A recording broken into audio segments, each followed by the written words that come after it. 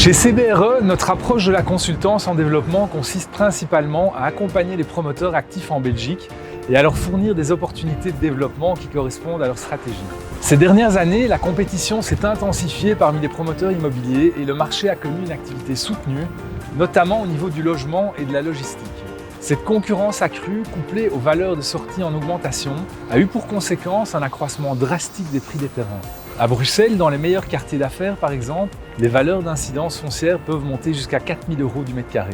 Par ailleurs, un autre fait marquant de marché sont les coûts de construction qui ont connu une croissance jamais observée auparavant. En 2021, ceux-ci se sont envolés de près de 20%, notamment en raison de la pénurie d'approvisionnement de certains matériaux causée par la pandémie de Covid-19. Et plus récemment, la dégradation du climat géopolitique n'a fait que renforcer cette tendance.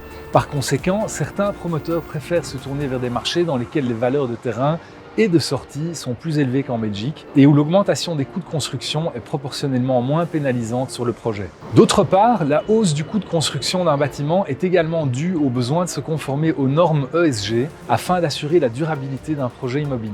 C'est devenu aujourd'hui une condition presque sine qua non pour que le projet soit une réussite sur le plan commercial.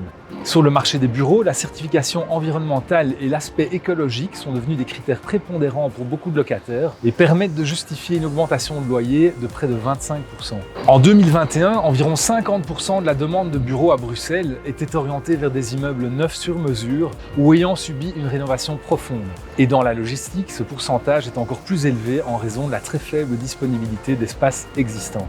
Enfin, le télétravail et le délai d'obtention des permis d'urbanisme ont rendu les conditions de financement plus strictes encore pour les promoteurs. En conséquence, nous avons constaté une augmentation de la demande pour des opportunités de développement qui génèrent des cash flows à court terme ou pour lesquels des permis ont déjà été délivrés. En résumé, nous assistons à une dynamique soutenue sur le marché du développement avec de nombreux acteurs en compétition et des prix de terrain en constante augmentation.